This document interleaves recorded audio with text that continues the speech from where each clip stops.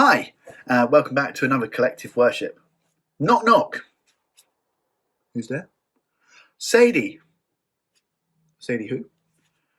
Say the magic word and watch me disappear. There was a time when Jesus disappeared, and unfortunately it wasn't that funny. Many people had watched as he had been hung on a cross. Many had heard his anguish and seen his pain.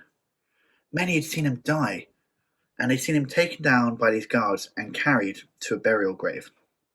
And they'd seen a stone rolled across the entrance to his tomb, and guards take up their position outside.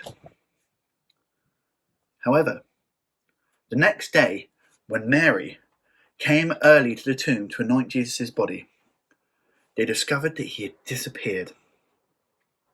The stone had been rolled away and the tomb was empty, and at that moment their sadness and bereavement turned to fear, shock, and anger.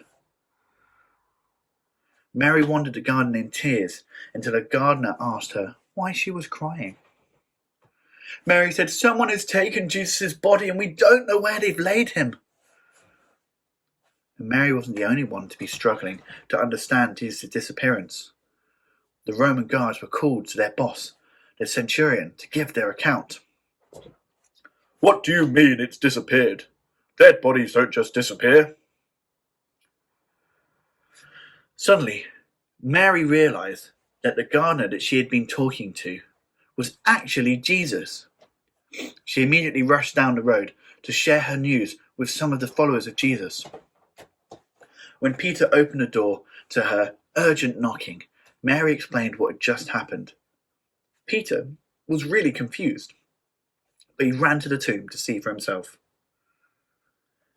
"Mary is right! There's no body! Jesus isn't here, although the cloths that his body were wrapped in are still there.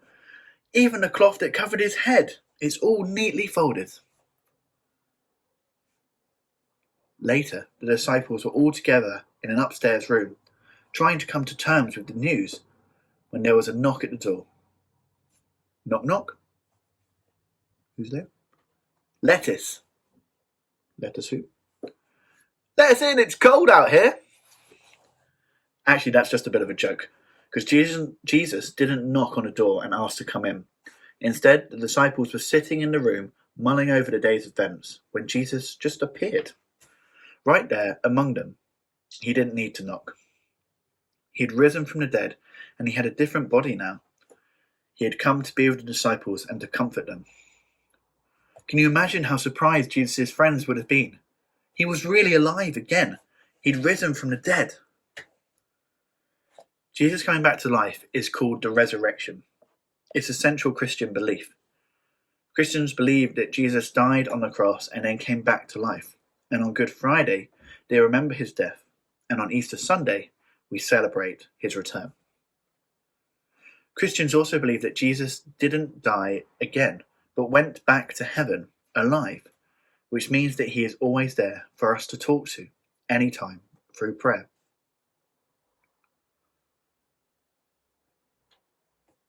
And we can pray now.